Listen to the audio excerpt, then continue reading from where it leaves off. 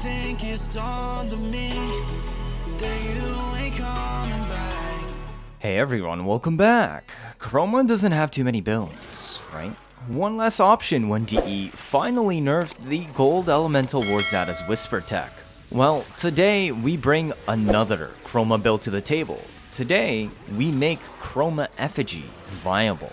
In fact, this worked so well I was actually really surprised. You get about 120 kills per minute on the setup, which is enough to keep life support up without needing any towers. Just keep in mind this is a camping setup. You also get to one-shot Acolytes, since Exodia Contagion and Glaives double dip in Vex armor, just like Limbo's Rift Torrent. Make sure you hit them directly though, otherwise, oh no. It takes 2 throws, what a shame. This is the new Effigy Nuke Chroma. Effigy has always been touted as a garbage ability. It was only used for profit taker credit doubling on kill. Honestly, I mostly agree so, but it has had numerous changes in the recent past. The biggest is it no longer yeets enemies across the entire room on its knockback radius. But more interestingly, the big change was Focus 3.0 and Armor Strip updates. Previously, the only way to negate the yeet was using an Ensnare helmet. Now, Vazarin's Void Snare also negates it and actually takes priority over all other grouping or pull effects in the game. Armor Strip changes also made it possible to run a 100% strip setup, which is required for Effigy to DPS properly. Void Snare also works perfectly because it puts enemies in the Ragdoll status while they are sucked over 8 seconds. This is a spammable operator ability and very easy to keep active. Electric damage loves Ragdoll enemies because it causes extra hitboxes. Therefore, we take Electric Chroma today. The Electric Effigy is the best DPS option for a full strip setup due to tight chaining, from Void Snare grouping, extra hitboxes from Ragdoll for chaining, and stunning any enemies that survive. In fact, it even does enough damage to shred overguard enemies. This setup should be able to do 1 to 2 hours Steel Pass survival very comfortably. Because we're running such high strength to fuel Effigy, Terrify is the perfect option due to instant full strip and the runaway terror state being overpowered by Magus Anomaly spam and Void Snare Ragdoll. Let's look at that Chroma build. We're able to maintain high strength due to not needing much range. Effigy is buffed by Vex armor, so we only need enough buff radius for it. We also don't need much radius for Terrify since we are pulling all the enemies towards us instead of going to them.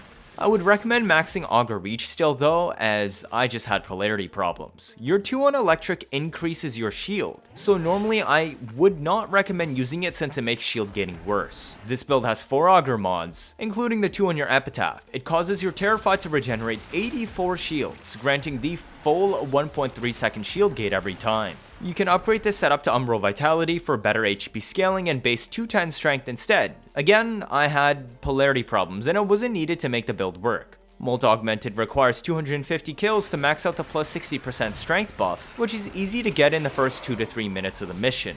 Effigy and Vex armor snapshot your strength on cast, so you can just reset both upon reaching 60%. Keep in mind though, Vex armor has to fully expire before it will snapshot, so you have to wait it out or fall off the map to deactivate it first. Assuming double Umbral, if Molt Augmented is maxed and Growing Power is active, you will have 295 strength and Vex armor will give 811% Fury buff. Effigy is treated as having base 100% damage scaling, so Fury will increase this to 911%, or 9.11 times more damage. Prime Sure-Footed is self-explanatory, and Narrow-Minded is intentionally left at rank 7 to preserve range on Vex armor and ensure it can buff Effigy.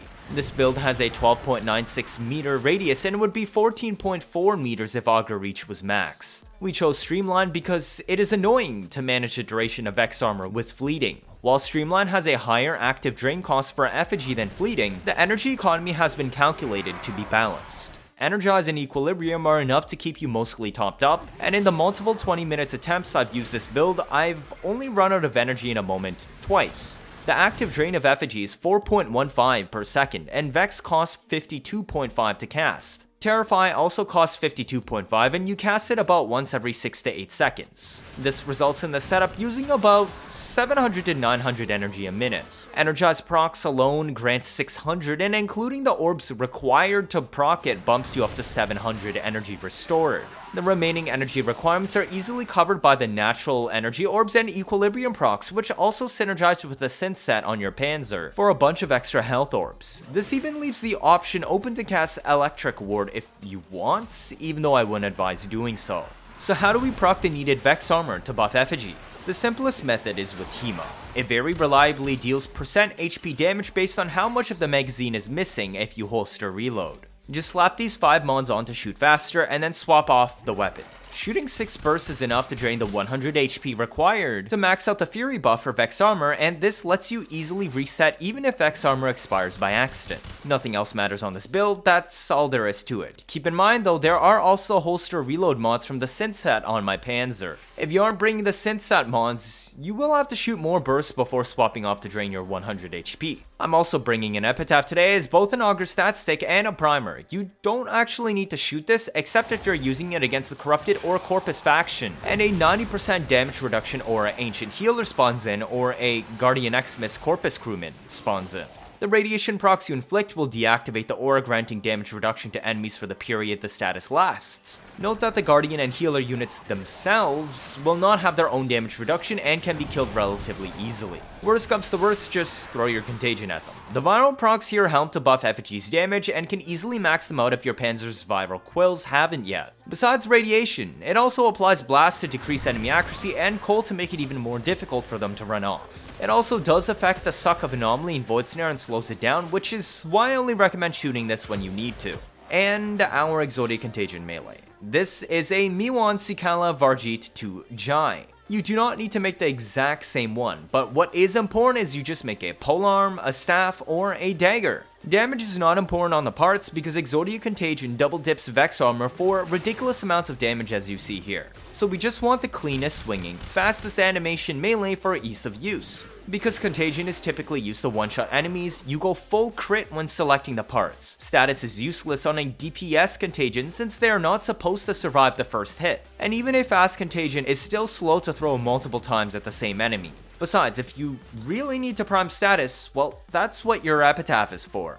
I modded this as Raw Corrosive. If you do not have a Riven, Prime Fury goes over the slot to make it swing even faster. Use the right faction as a stopgap to kill problematic enemies. I know this mod doesn't affect Acolytes, but that doesn't matter because we're already able to 1 to 2 shot them anyways. Terrify not stripping Acolyte armor is why we stay Corrosive. I would also still recommend staying on Corrosive for Corpus, though do switch the Bane. This is because it does so much damage that even Corrosive Contagion can still kill Steel Path Corpus and you retain the Corrosive for the Acolyte.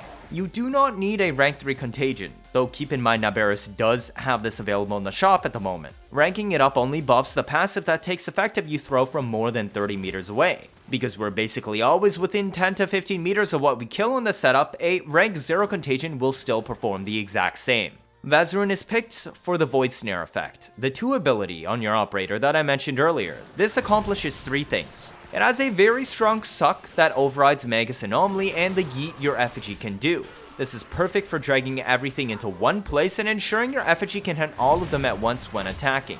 The second benefit is forcing the Ragdoll status on enemies trapped, significantly improving the amount of electric and proc damage your Effigy will deal. Third of all, any enemies killed by Effigy within the radius of the snare have their bodies despawned, reducing the clutter on the screen and leaving a much cleaner area to see what is going on around you. Of course, you can also dash yourself for protective sling as needed, say if an Acolyte or Xmas unit causes you problems. Ability 1 on Vazarin also manifests a Guardian Shell, which gives you an insane only 0.4 second shield regen delay when it breaks, and significantly improves your survivability in longer runs. It's spammable and has no cooldown, so while unnecessary for today, it is an option for endurance setups. Your Panzer is the basic build that we always use. Viral quills to spread viral, since we aren't nuking the entire room at once and instead forcing enemies to come to us. Panzer can very consistently maintain spore spread on everything by propagating beyond the range of our Void Snare, which is where everything dies. Martyr keeps us alive if we screw up, Devolution for Infinite Cat Live, Synth Set both to generate a ton of health orbs for equilibrium, but also to buff the holster reload on Hema to make rebuffing on Vex armor easier,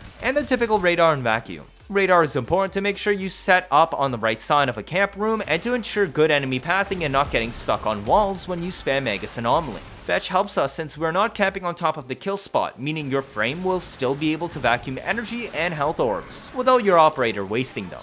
DPS Rotation. First, find an end room to camp in. The best ones connect to a big main room with only one clear single exit path to your end room.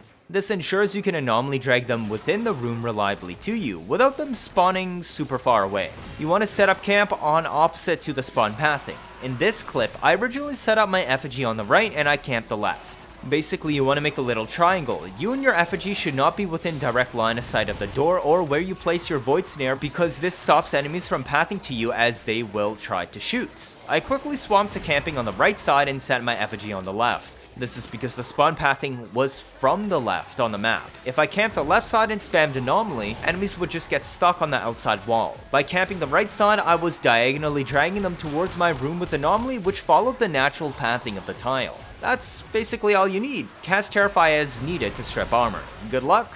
If this is your first time watching, feel free to leave like or better yet subscribe. Let me know your thoughts down in the comments. 79.5% of you are not subscribed. I'm trying my best to get you new information out always as soon as possible, like I've done with the Veilbreaker update. Stick around if you want to see interesting memes and builds on a nearly daily basis. You don't want to miss out on any of that, do you? That'll be it for this video. Thank you all for watching and see you all next time.